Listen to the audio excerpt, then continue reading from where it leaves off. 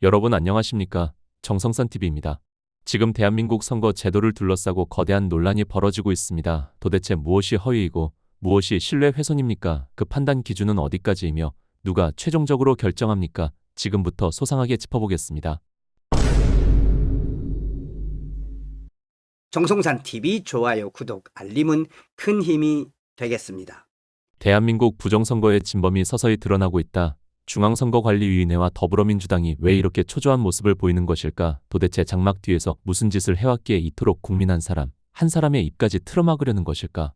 말 한마디 잘못해도 감옥에 가도 최대 10년간 침묵하도록 만들겠다는 협박 자체가 역설적으로 그들의 정체와 속내를 백일화에 드러내는 증거라는 것을 모르는가 보다. 그러지 않아도 지난 2020년에 미국 대통령 선거 부정폭로와 관련 A웹이나 미루시스템즈, 성남시, 대한항공 등 한국 관련 용어들이 미국 측 수사 과정에서 끊임없이 거론되는 상황이다.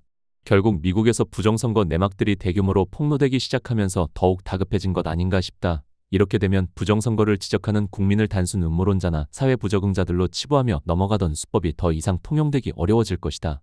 언론이 일제히 보도한 선관위와 민주당의 국민투표법 개정안 발의 내용이다. 개정안은 민주당 주도로 이날 행정안전위원회 및 법제사법위원회 등 국회 상임위원회를 전격적으로 통과했다. 2014년 헌법재판소의 헌법 불합치 결정에 따라 재외국민의 국민투표권을 보장하는 내용으로 국민투표법을 일부 개정하면 되는데도 민주당이 보칙을 추가하는 방식으로 변칙 처리했다는 야당의 지적이다.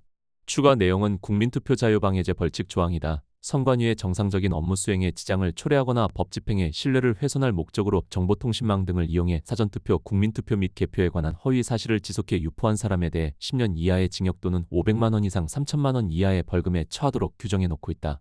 그럼 저들이 말하는 허위 사실은 어떤 것인가? 또한 신뢰를 훼손할 목적이란 무엇을 말하는 것일까? 구체적 내용은 알 수 없다. 그저 선관위가 허위 사실이라거나 신뢰 훼손이라고 지목하면 그렇다는 이야기일 것이다. 독단적 규정 횡포 외에 괴랄한 것은 또 있다. 선거 관리를 업무로 하는 선관위가 검경의 역할까지 겸하겠다고 나선 점이다.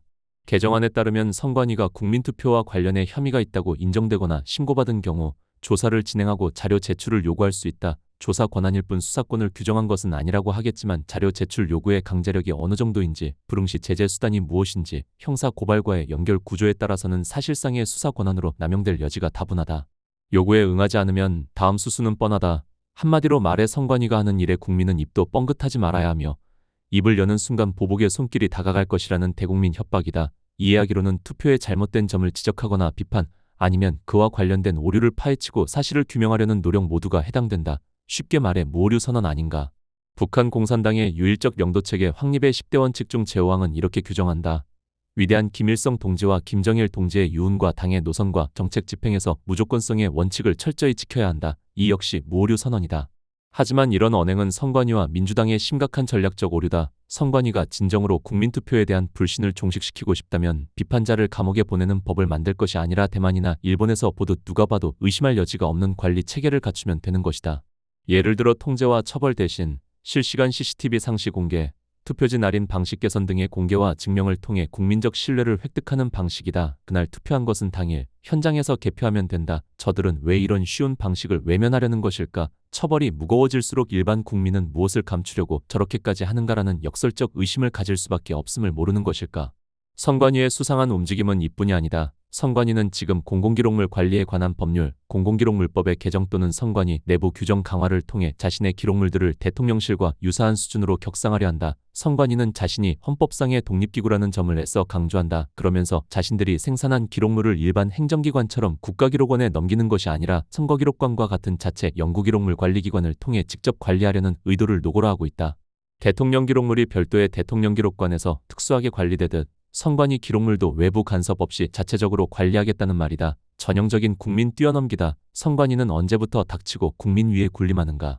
그 명분이 재미있다. 선거의 공정성과 직무 수행의 객관성을 보호한다는 것이다. 둘 다 혐의의 핵심 항목들 아닌가? 희비극이 따로 없다.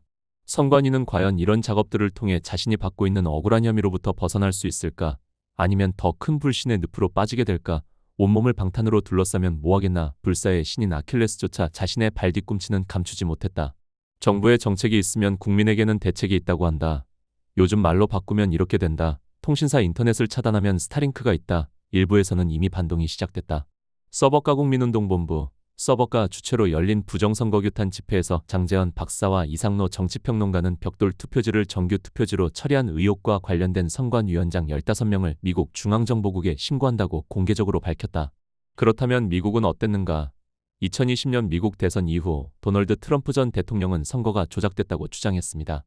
이른바 스탑 더 스틸 운동이 벌어졌고 변호인단은 크라켄을 풀어놓겠다고 공언하며 줄소송에 나섰습니다. 트럼프를 대리했던 커트 올슨 변호사는 전자개표기 조작 가능성을 제기했지만 구체적 증거는 제시하지 못했습니다. 법원은 대부분의 소송을 각하했습니다. 조지아주, 애리조나주 등 경합주에서 재검표와 감사가 이뤄졌지만 결과는 뒤집히지 않았습니다.